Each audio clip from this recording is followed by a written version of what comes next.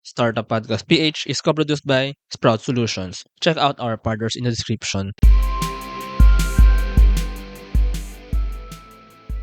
Startup Podcast PH is at the TBI office of Navigato and Tara Agri Aqua here in Caraga State University. And we're interviewing Caraga-based startups. In this episode, we have Parago. Let's travel to Hidden Gems and its co-founders Francis Tinao, Rhea Bete, and Angelo Galope. Hello! Hello po, hello. Good afternoon, everyone. Kamusta kayo? Kamusta? We're doing great po. At the same time, medyo naninervous parang a little bit, but Pero yeah. actually, amazing, no? You're students. And Opo. meron na kayong startup na incubated here in Navigato. And meron pa kayong ibang mga startups na actually nanalo sa pitch competition kahapon ng Yeah, Caraga State unexpectedly University. But ayun, no? So now, in this episode, pag-usapan natin si Parago. It's very exciting. It's about travel, hidden gems. Yeah, so I'll have you explain ano nga ba ang Parago? So basically po, yung Parago is a typical booking application po which can be accessed through web and mobile. So we all know na medyo saturated na po kasi yung booking na mga booking applications dito kasi marami na ding existe kagaya ng mostly known po na at din ginagamit din ng mga tao which is yung ano po, yung for example yung Airbnb, Klook at TripAdvisor. Pero ang Parago po kasi ang fino-focus niya po is yung ecotourism dito sa Caraga. Which is part din po siya ng goal at mission ng Caraga which is to promote or aim a sustainable ecotourism. Kaya dyan po yung nakukuha yung idea ng Madami akong gustong tanongin, no? Kasi kakarating ko nga lang dito sa Butuan City, in Caraga region, actually nung Monday, 3 days ago, ano? And then, after the podcast interviews and yung event nga kahapon, maggagala-gala na ako. So, pag-usapan muna natin si Caraga. Ano ba mga hidden gems dito? Ano bang mga lugar na magandang puntahan dito? Maybe you can share yung mga favorite places niyo pinupuntahan dito. Mostly po yung mga waterfalls, something like that, and yung mga like kagaya ng mga beaches na hindi kayo gaano ka known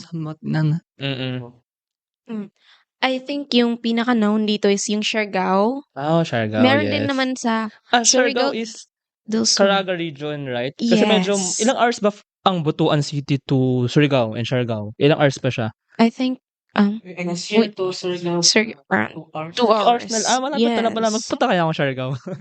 You should try. You will Anyway. really leave your heart at Siargao. I've been there. Super ganda po.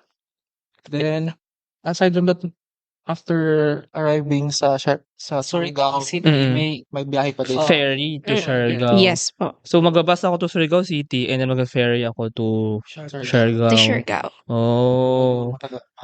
Yeah, but it's okay. It's okay. Enjoy. Super ganda ng mga kasi sceneries along the way.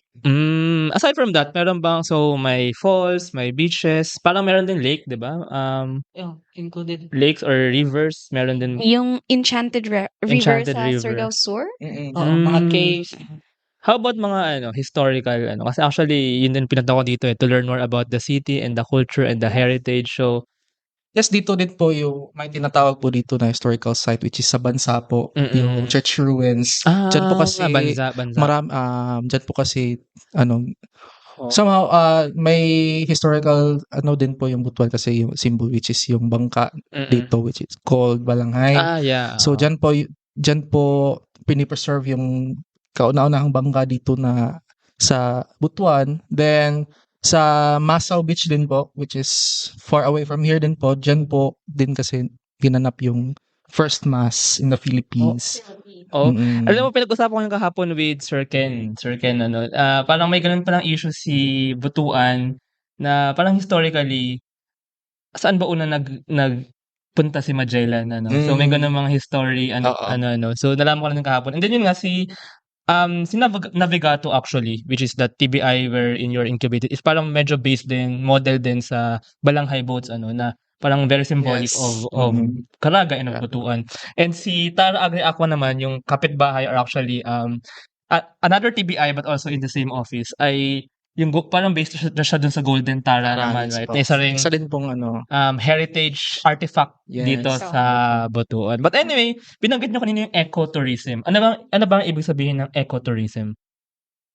So ecotourism po is like more on we all know that tourism might include any other tourist spots that might be synthetic, but ecotourism focus on natural beauty of yung nandito po talaga sa kalikasan natin. So ecotourism, but Parago is more on sustainable ecotourism. That's why we are aiming to promote and to give a platform for those hidden gems kasi super dami po talagang places dito na hindi pa masyadong known ng mga tourists. And at the same time, so since ecotourism so minsan kasi nagiging problem na kapag those hidden gems pinuntahan ng maraming tao, nagkakalat na yung mga basura or mga ganun. Yes So po. meron din ba kayong parang approach towards that na Yes po. We're planning to, part of our business model is to communicate or partner with local government units, and then as well as giving portion of from the revenue that we will generate to the environment, like an environmental fee to maintain the cleanliness and orderliness of the places na i-visit po ng tourists. Actually in some places nga when you're a tourist, may environmental fee. It helps also raise yung economy dun sa community na yun kasi nagkakaroon sila ng jobs, 'di ba? Nagkakaroon Yes sila ng po. economic activity dun. So many people go there, the tourists enjoy the place, and the people there, as long as hindi naapektuhan negatively, like masyadong maingay, magulo yung mga tao, pununan ng mga tao, nagdagsaan mga tao, nagkakaroon sila actually ng ng pera, napupunta din yung pera Yes. dun somehow. Now yung platform so let's talk about Parago as a solution or as a platform. So how exactly are you promoting ecotourism? Paano siya nagwo-work? And you mentioned kanina na medyo may pinagkaiba siya sa mga current apps, like sila Klook. So how different is Parago? So basically po yung currently existing na mga apps is 'di ba po yung mostly na pino-promote nila is yung mga accommodations lang po, and as well as yung mga hotels. And contrast po kasi si Parago is event-based po siya. Kumbaga, yung mga mahilig po let's say for example, mag-hiking, ganon, tsaka mag-camping, is yan po yung kinecreate sa mismong platform. Then, backpackers po kasi yung target market namin. So, they will have this platform to be accessed para dun po sila makapag-book ng event. So, event-based po siya. Then, part sa event po is yung mga pinopromote ng mga remote locations na may potential na maging tourism site. Actually, do you have anything to add? Do you have any? Maybe aside from that is yung participation ng local government unit sa pag-create ng mga events, mag-hire ng mga tourist guides for secure kasi isa sa factors na kung bakit ayaw ng mga adventurers na mag-delve masyado sa mga hidden gems is yung security. Yes. Kasi kapag ikaw lang mag-travel mag-isa, you might not know saan ka pupunta, ano yung mga risks na nandyan. So, if we are connected sa LGUs po, we can provide a safety na mag-push sa mga adventurers to go through. Actually, this is very true. Matagal ko na itong pinag-iisipan kasi come to think of it, ang Philippines, pag-isipin natin ng Philippines, ano yung pwedeng maging parang industry niya or pwede niyang i-boast sa international stage? Kasi for example, some countries, they produce machinery, semiconductors, ganyan. Ang Philippines, what do you think? Somehow pwede natin ipagmalaki ang ating ecotourism, right? Pwede natin ipagmalaki ang ating mga places. Pero I have to share lang muna kasi so I've been traveling na rin to some countries. Actually, I lived abroad na rin. I'm from Taiwan actually. I lived there 5 years, and then ang dali mag-travel doon kasi lahat ng city, lahat ng town may Facebook page, tsaka makikita mo yung mga event. Actually, may app pa nga makikita mo yung event, yung mga festival, yung mga event, ano yung mga mangyayari sa bawat city. So pag nakita mo and then gusto mo puntahan, may public transportation na rin papunta dun. And those are parang promoted and supported by the government. Then pagbalik sa Pilipinas, naisip ko, ba't di natin gawin yun? So kayo na pala ang gagawa. What do you think? So parang ganun ba siya na parang may app, maybe you're starting in Caraga, no? So parang may app or may website na parang in calendar form din, lalabas yung mga events na pwede mangyari and yung mga places na pwedeng puntahan. Is that right? So is this connected ba sa mga, kasi sometimes kailangan ng mga tour guide ng mga locals na tour guide. So parang connected din ba siya dun sa mga locals dun sa mga lugar na yun, for example? Yes po, yan po yung target namin kaya kami makikipag-coordinate with LGUs. Kasi I know that they have local tour guides and they know the place, how to navigate the place po. So do you have a picture kung paano ang itsura nung app or nung website? Can you explain kung paano siya if ever like magagamit ng isang user? For example, I am a backpacker. And tama yung sinabi nyo kanina, foreigners, nasa Siargao sila lahat. Madaming foreigners sa Siargao kasi promoted na rin ng LGU ng Surigao, ng Siargao, yung talagang tourism dun na madali kang mag-ikot-ikot. Pero yung mga hidden gems nga, it's still time to promote them.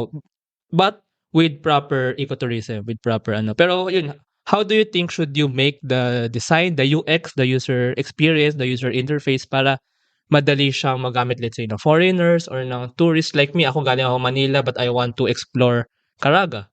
So what do you think? Sa platform po namin kasi is we encourage po na yung platform po namin is easily accessible po sa mga users namin, which are the backpackers. Since yung mga backpackers po namin is, naku-curious po talaga sila kung ano po yung places na gusto nilang i-visit. So sa platform po namin is, first is they have to register, no? Which is part of the process din po sa kuha namin ng mga users. Then next would be, after sa pag-login nila sa platform is, dun po nila makikita lahat yung naka-organize or registered na mga events galing po sa mga event organizers namin. So they could, browse what could be the exciting adventures that awaits them, ganon. Tsaka, right after that, if may napili po silang gusto nilang subukan na i-visit, so makikita po nila lahat ng information about the event as well as the inclusions, no? So parang all-in-one package na po kasi yung isang event na pinopromote dun sa platform, kaya mas nakakabuo ng excitement po sa mga customers namin. So, may itinerary na rin siya. Yes po. So paano nakalagay, for example, 3 days, 2 nights, 4,000 pesos. Ganun. And then, in the morning, sunduin kayo dito. Yeah, exactly, sir. Go Ganyan po kayaking or whatever. Then, sa hapon, eat in a restaurant. Then, kinabukasan, go hiking. So, parang ganun siya. Itinerary-based din siya. Po. Na, these are submitted by the LGU, by the locals. Yes po. Paano mapupunta din sa platform yung mga events, yung mga... Kasi po, we have 2 panels for this. The web application po, yun yung gagamitin ng event organizers, while the mobile app, para mas easy siya for backpackers, mobile sa kanila. So, for event organizers, they would, of course, register an account, tapos dapat verified kasi we need security po, baka ma-scam, tapos masira yung traveling experience ng ating mga backpackers. So, if they are already verified, ano natin yung security nila, so they can now create an event. Actually, we have an AI integrated in the back end of our system para sa pag-create ng mga itineraries, and if they wish to edit, yun, they can do it by themselves, or something like that. How about yung pricing? Sino maglalagay ng pricing? In like kung magkano yung mga yung mga tours? Yung organizers na po yung yung sino po yung nag-create ng Is payroll processing taking too much of your time? Introducing Sprout Payroll Starter. For as low as 5,000 pesos per month, you get a team of experts to help you with your payroll and HR needs. We'll help compute and process payroll, handle all your government compliance requirements, and automate timekeeping. Leave the payroll to us so you can focus on growing your business. Enjoy peace of mind with Sprout Payroll Starter. So, sila gagawa lahat. Sila rin magde-decide. Like, syempre, parang ano rin siya on the market na ano ba yung tamang pricing para mabenta siya. At the same time, kikita pa rin naman sila. Kikita pa rin kayo. May part din. Ayun. So, galing. Actually, maganda nga kung parang ma-expand nyo siya. Maybe start with Caraga nga, with here in this region, and maybe Mindanao, and then maybe the Philippines, di ba? So, and focus kayo pa rin talaga sa mga hidden gems, sa mga hindi pa ganun ka tao. Maybe kasama si Siargao, pero si Siargao kasi parang nag-work na siya, nag-function na siya as Ayun, nice. So, let's talk about the story, So, paano nga ba? So, now, you're part of Navigato, you're incubated by Navigato. And then you also won the Philippine Startup Regional Pitching Competition. First runner-up, Yes po. Parago. Pero bago yun, paano kayo nagkakilala as a team? And paano nyo naisipang simulan si Parago? So, to start with, no, si Parago po is, nag-start po siya no February 2023, so at what I mentioned earlier. Then, originally, yung idea po behind Parago is di po talaga ganito, which is nagtatakal about ecotourism. So, it is founded by one of our seniors po, which is graduate na din po last year. And he is currently working at DOST right now. So basically, yung idea po ng Parago is just somehow parang magdo-notify ng mga daily like passengers po, para commuters rather, na kung may paparating na available. Ganun po yung idea. Paparating na. Available po na mga public transportation. Kasi yung problem behind it po kasi, like us students, is may times po na uuwi na kami ng super late in the evening, tapos wala na po So, yung parang medyo interesting din yan eh. Kasi nag-commute din ako nung gabi na nung isang araw from here, from Caraga State University, papunta dun sa syudad, dun sa ano. And so, for jeeps, ganun? Yan po, Even, yes po. so, parang manonotify kung malapit na yung jeep. Yes po. Alam mo, share ko lang ulit sorry. Kasi Sige in Taiwan nga, I lived in Taiwan. And may app akong ginagamit dun. Yung mga bus dun, may oras. And makikita mo kung ilang minutes na lang bago pumunta dun sa bus stop mo. So, parang yung mga location ng mga bus is real time na nalalaman ng system. And then, as a user, makikita mo kung ilang stations pa away yung bus. So, pwede rin siya sama nga, parang ganun din yung sa Parago Yes, na ganun parang nasa na ba yung next na jeep or nasa na ba yung next na bus. Ang problema dito syempre yung capital, I mean, saan manggagaling yung pera. Yes. Pero yeah, go ahead. No problem. So, yun po yung original po na idea behind Parago. But after a few consultations with our mentor din po dito sa incubation, medyo Wait, sorry. shaky na. By that time, Navigato na ang Parago. May ano na po, ang idea po kasi ng Parago is na-pitch na po siya before, but sa university, I mean sa department lang po. So may connections na may ties na po na connections with may idea na po sila. May Sign ng mauwara. wala pa pong Okay. Then yeah, we have a consultation with Mr. Melbert po, the Shout TI out Sir director. So, Melbert. yun, may nakita po siyang potential. However, in the future na ano po is medyo shaky po talaga siya. So, Parang sustainability ng operations sustainability ng ano. So, ayun po, dun po nag-pivot yung idea ng Parago, which is, how about if magtatakol tayo ng ecotourism dito sa Caraga? Kasi, yun nga po yung isa sa problems here in Caraga, which is medyo na may somehow negligence na po sa ecotourism, medyo napabayaan na po. So, ayun, how about creating something na magte-take initiative to promote ecotourism sa Caraga? Yeah, and then, anong katuloy ng kwento? So, paano kayo nasali sa Navigato and paano nasali sa pitch competition? And paano kayo nagkakilala pala? So, ayun po nag-start po yung Parago by co-founded by 3 members pa po, which is yung graduate na po namin na mismong Pero founder right ng idea. now, ano niyo pa rin siya, kasama niyo pa rin siya and consultant pa po naman siya, no? I see. Then, yung isa din namin pong co-founder, which is not here, then ako po. So, kami po yung tatlo talaga na originally founded Parago. Then, after that, our mentors here in Navigato encouraged us to join the PSC7 na regional competition. Then, yeah, by that time, unexpectedly, unfortunately, na we bagged the first runner-up. So, doon po talaga nagsisimula yung pagiging incubatees namin dito sa Navigato. After that competition, kasi after ng competition kayo naging official incubating yes po. ni Navigato.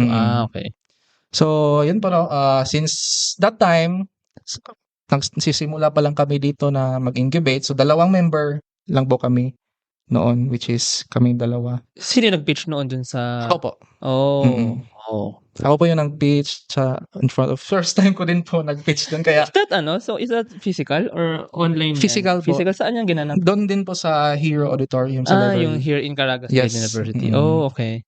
So, by that time, may signing na ng MOA. Then, we're officially incubating here sa Navigato way back around March or April na din po. So basically, i-clarify lang natin. So parang before kayo incubate, in talks na kayo with Sir Melbert here, Yes po. director. Mm. So parang ginaguide na rin kayo. Mm-mm. And then nung nanalo kayo nung sa PSC, Philippine Startup Competition, tsaka kayo parang officially Yes po. kinuha as Kinuha. incubate. Mm-mm. Oh, ganun siya. Okay. Then, by that time, since dalawa lang din po kami and we're still studying as a second year student at the time, so medyo hectic po siya sa Grabe, schedule. second no? year. Oo, opo. Second year din. So, medyo mahirap din talaga mag-balance ng So, kaya napag-isipan namin ng partner ko na what if magkuha tayo ng iba pang members to help us nurture this idea. So, ayun po, nandito sila, my co-founders din. How did you meet them? Classmates Basically, mo we're sila? classmates. Paano mo sila napili? Aside from being close na with them, since I am the, one of the pillars po sa Parago, no? Oh, pillars. So, may nakita po kasi akong potential sa kanila. May different skill sets po kasi sila na Ano yun helpful. exactly?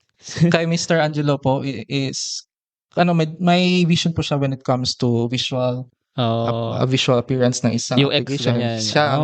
So, siya basically yung, ano yung tawag nun?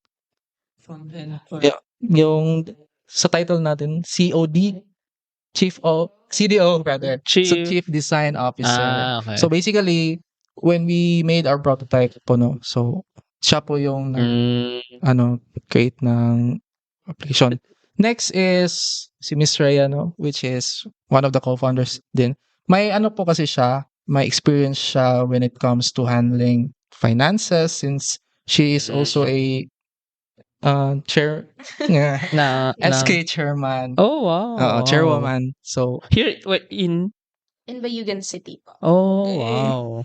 So we thought na mas maganda na mayroon tayong makakapag-handle ng financial kung paano magiging successful. Yeah. Tsaka siya na parang, syempre, tama yung ganung decision. Don't choose yung katulad mo talaga. Choose people with different skills. Yes, expertise. Pero I'd like to ask them, so bakit naman kayo pumayag sa mali? Baka napilitan na. Actually, I was first invited by Scrap Cycle. By Ate Jen. Dami kumukuha. Pero hindi ko po kasi kilala sila before kasi iba yung circle of friends ko, unlike sa kanila, close na sila before. Ako, iba yung circle of friends ko, and then may nagsabi lang na may mag-chat daw sa akin, tapos i-invite ako. So, hindi ko kilala, di ko inaccept. And then here comes Francis nung second year, second sem, I guess. He chat na, pwede ba ako maging member ng Parago? And then since medyo alam ko na kung sino tong mga to, so, pumayag ako, doon ako pumayag sa kakilala. And then, pero kasi, known silang yung grupo nila na outstanding students, yung mga ganon. Pero before that na in-approach ka, parang gusto mo na ba talagang magka-startup or parang sumali sa startup? Parang Business-minded person po kasi ako. So, I was really attracted when they gave me the opportunity. Sige, sir, naman? Sa akin naman, initially, gusto ko po talaga sumali ng dito sa Navigato, like may incubate. Tapos, nag-invite siya sa akin, then, nag-grab lang ako ng opportunity kasi may gusto ko lang din naman mag-experience. Yeah. Pero may idea ka na of a startup noon, like, or gusto mo konti lang. konti. So, ayun. So, speaking of Navigato, so paano naman kayo natulungan ni Navigato? Kamusta nga ba ang incubation program ni Navigato? How is it? So far po, naging one of a memorable experience din po naman in part po sa amin yung experience namin dito sa Navigato kasi number one is the opportunity na makapag-nurture ng aming idea po. Then, second is the workshops na marami talagang natutunan yung mga students dito, especially na they are they have the spirit of building a startup, no. Then aside from that, my connections network, one of the most important factors dito sa Navigato is networks. Makikipag-connect ka with other people and mas may malawak na opportunity pa to grab. And aside from that, may opportunities then to join competitions and mas may exposure kumbaga sa part namin na may ganito na palang initiative yung TBI dito, no? Na maaari talaga matutulungan yung mga dito sa Caraga at saka sa students din. So for me naman po, it broadened talaga my horizon. Kasi I was just a normal student na yung pasok lang sa school, tapos gagawa ng mga projects, yung organizations ko outside the city, then sa Bayugan, then SK. But when I joined Navigato, it really opened doors for me. Ang dami kong first time na mga experiences kasi nag-start up ako. So, first time makapunta ng Manila, Siargao, super daming Ano experience. sa Manila na experience? Yung Hack for Health po. Oh, isa pang hackathon yan or pitch? Hackathon. Hackathon. Oh, wow. How about experience with Navigato? When it comes naman po dito sa sa physical, sa office, very approaching naman po sila, especially yung mga staff. And then also their co-incubatees po. Then, shoutout natin mga tumulong sa Startup Podcast PH na makapunta dito sa TBI ng Navigato and Tara Agri Aqua, si Sir Jong, Sir Melbert, Sir Edwin, So, sila yung main na nakausap ko eh. But anyway, ang pinaka gusto kong tanongin dito, and I'm sure, kasi marami nakikinig ng mga students actually sa podcast eh. Kamusta? Paano nyo binabalance yung student life? You still have your ACADS, Baka mamaya nakabayaan na yung mga exams, mga requirements nyo, Paano nyo nababalance na may ACADS kayo and meron kayong tinatrabaho mga startup? And hindi lang actually Parago yung tinatrabaho nyo, May mga iba pa kayong mga side projects, So, kamusta? Kamusta yung ganong life? For me po, at first, medyo mahirap din po kasi syempre, sa college po kasi naiba na po kasi talaga yung when compared to high school, medyo mas nababalance pa kasi sa high school. But when it comes to college kasi, nakakapanibago pa kasi po yung experience. And when it comes to balancing both non-academic and academic curricula, I think important din po is to prioritize things na kung ano talaga yung need to be done. Ganun. Time management talaga yung number one. And then, you don't have to forget talaga your studies. So, when it comes to, yung mga exams, kung may paparating na exams or let's say projects, you really have to do it as early as possible. Paano kung nagkasabay yung exam tsaka yung pitch competition na may cash prize? Doon ka talaga. Diba? Talaga ba? It happened last, May. Finals exam. But one of the advantages lang po kasi being in an incubator like this kasi tumutulong yung mentors namin na i-convince yung mga professors namin na ipag-excuse kami from the exam. So take the exam later kasi we're doing this naman for our school and not just for ourselves. And they're very pag-uusapan naman din talaga.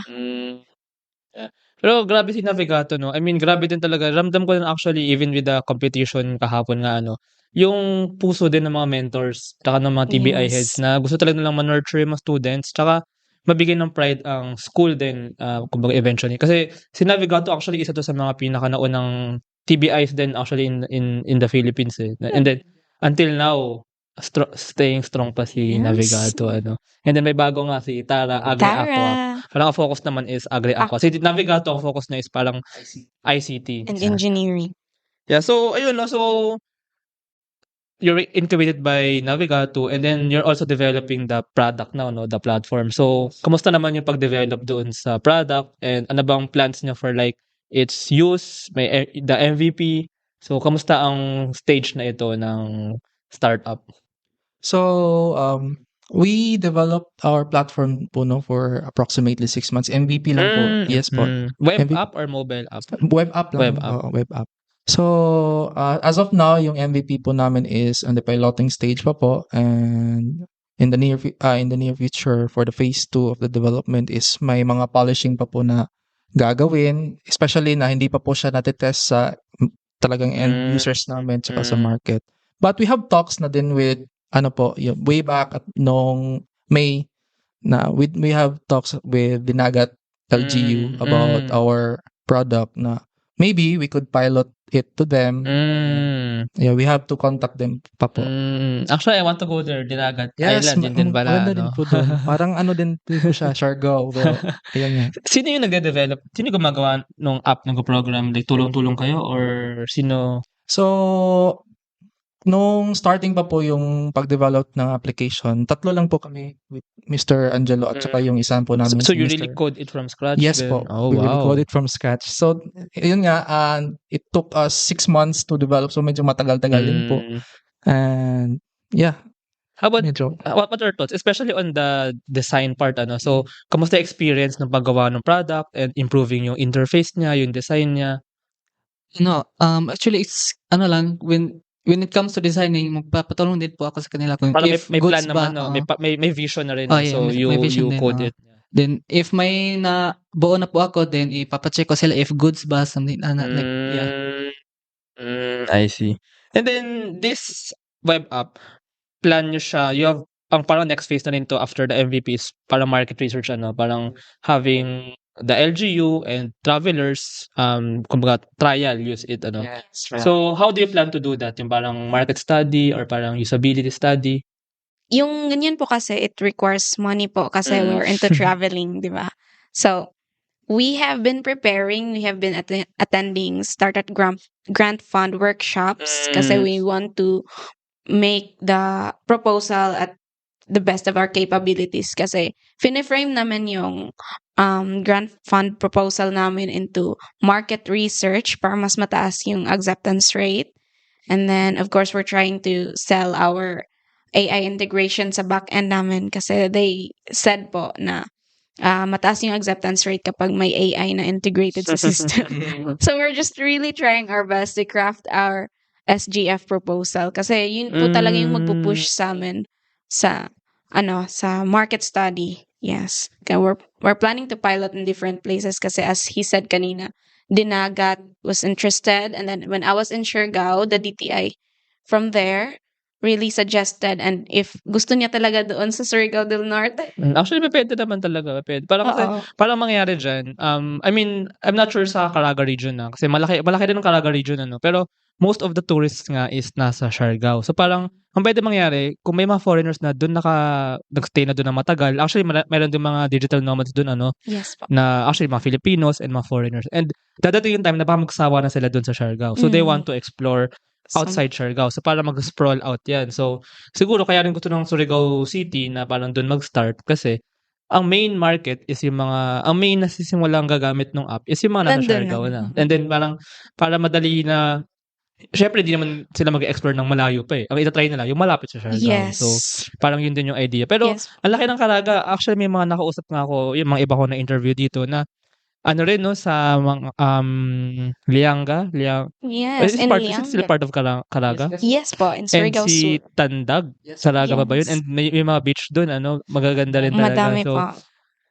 ang dami pang pwedeng explore. And yun nga, galing ako Manila eh. Luzon. Pagpunta ko din sa Mindanao, ang ganda niya.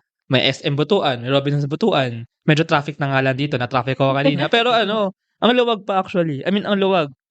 So, for me, to be honest, I have to say this, na Butuan City is actually still very, very investable. And meron mga bright people like you and good ideas. So, no, but it's true.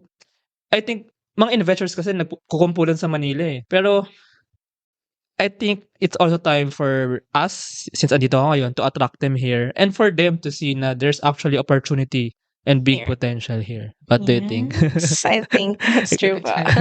Hindi kasi, nabanggit din yan eh. Kausap po sila Sir Melbert kahapon. Parang problem din talaga. Nagkakaroon ng ganung barrier na you have your great ideas, you have your MVP, pero yung parang moving forward na yung, kumbaga, market research, when you need to contact the users, the LGUs, kailangan ng working capital eh. Yes po. Doon na nahihirapan yung mga tao dito. Especially, we have to accept the fact na people, mas mababa ang wage dito sa outside Manila. So, parang unfair din somehow, na ang hirap mag-startup kasi, lalo na pag graduate na kayo, you have to work, no? So, saan kayo kukuha ng pera? I mean, to do the startup. So, challenges din talaga siya of the Yun startup yung life. main Pero hindi ko, challenge. I mean, not to discourage you naman, pero kaya nga right now you're really applying for fundings, you're really, Yes. so, it's possible na government funding and maybe possible baka angel investor din, So, that's why we have this podcast din para ma-connect ang mga angels sa mga startups. Ayun. Last question lang pala bago tayo pumunta sa parang final part. Curious lang din ako, do you think na yung mga tao here sa Caraga, yung mga locals na that you want to support ecotourism with, yung mga communities, kasi baka isipin nila na ay ayaw namin yan kasi dadami tao dito and technology or something new, okay na muna kami dito. Parang how do you think yung magiging parang acceptance nila? I think po, they will, kasi yung approach po namin dyan is just to take it slowly na i-introduce muna sa kanila yung system, yung nga ganitong mangyayari. And then, yung people naman here sa Caraga are very open to changes, I think. Actually. Kasi I had talks to the municipality in Bayugan. I've been in contact with the Department of Tourism officer. And then, they were really willing to do anything if it will boost the ecotourism of Bayugan. And then, of course, Dinagat. So, parang nakikita namin yung attitude ng mga tao nang nasa itaas. As for the users, we have also conducted surveys, di ba? Yeah. And then we got Yeah. positive Yeah. feedback I from think for them. users mas madali eh. Po. LGUs, yeah, that's true. That's actually a great answer na the LGUs actually Butuan and yung mga other cities, Yes po. I think they really want to promote tourism. Kasi isang sign yan, pag dumaan yung bus, may nakita kang malaking yung malaking letters nung nung city. Sign yun na nag-open up yung city for tourism. Waiting lang for opportunities and technology to come in. For me, parang sign. Kasi andun na yung mga lugar set up na actually hindi lang siya parang connected pa sa mga tourists, sa mga travelers. But, tsaka isa pang sign, kaya ako sinasabing very investable si Butuan. Dami kong sinare dito. Naglalakad ako dito sa Butuan City. Ang daming mga coffee shops na mga iba't ibang brand. I mean, iba't ibang name, mga bago. Parang, andito na rin yung entrepreneurial mindset ng mga tao eh. Yes po. Andito na eh. Di ba? Kailangan na talaga ng pera eh. Capital eh. I mean, that's what I think. So, that's why I say din na, andito yung factors eh sa Butuan na for investability, entrepreneurial mindsets, maluwag pa, and then actually good education, and kailangan lang talaga dumating ang pera. Investors. And ayun, so ang ating final part so vision nyo for Parago, what do you imagine for yourself and for Parago in maybe in a few years? So yeah, paisa-isa tayo sa bagot.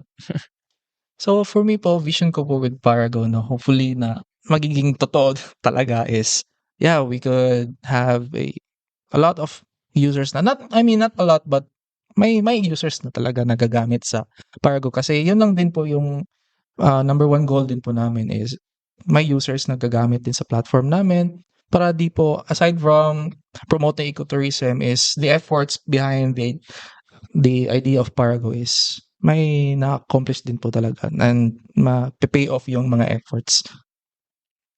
And for me po, one of my visions, kasi thinking long term, if we could really get this into the market, of course, we will expand into other areas or fields of traveling. Kasi traveling is really comprised of a lot of things, right? Not just the exact place that you're going to, but also in accommodation, the transportation itself. So I think we could see more other aspects na pwede naming pasukan. So like ticketing, something like that. Even foods, di ba? So, yan po. Yun din pala, naghahanap ako ng mga restaurants dito na local, na mga na hindi rin mahal. Kasi usually may mga mahal dito yung sila, Historia de Antigo, ayan. Pero parang yung tsaka sa SM yung IAMS, pero for sure meron din yung parang mga hidden gems pa na mga local eatery lang, pero parang so pwede rin siguro kasama sa Parago yun, na yung mga hidden restaurants, parang ganun. Kasi part of the experience, di ba, na mananaw mo yung culture ng isang place is the food. Local cuisine din. Yes, local food. local cuisines. Sa akin naman, as what Rhea said, na we also want to scale up not only here in Caraga region and Mindanao but also in the Philippines. Yeah. So, pwede nga siyang paisa-isa, no? Calaga, and then Calaga and Northern Mindanao, sama nyo lang sila Cagayan de Oro, and then Whole of Mindanao, sila Davao, sila Zamboanga, and then to Visayas din. Paisa-isa lang, paisa-isa. One at a time. One step at a time. And then later on, Philippines, and then even outside Philippines. Wow. Hindi. Pero I think maganda rin na mag-focus sa Philippines, syempre. Filipino, ano pa rin, parang unahin natin ang ating, kasi advocacy na rin yung parang helping the communities, ano. So, unahin din natin ang ating mga kababayan. Ayun, maraming salamat to you so much three. po. If our listeners want to know more about Parago, maybe may investor dyan na gusto may pag-connect with them, or baka other students, other startups who want to connect with them. So how can they find more information about you? Maybe you can lead them to social media channels, pwedeng personal, or pwedeng yung kay Parago. Yeah. So, hello everyone. Parago is available on Facebook, no? You can easily search Parago. And also we have our work MVP. If you want to check out our MVP, it is currently available in the internet. You can just type parago.versal.app since we don't have yet a domain po for our startup. And yeah, that's all for our social media account. So, I'll check that out, and I'll also put sa links sa baba. Yeah, okay. So, thank you so much. Thank you so much, sir. Thank you po. Thank you, guys. Everyone. Subscribe. Follow that page.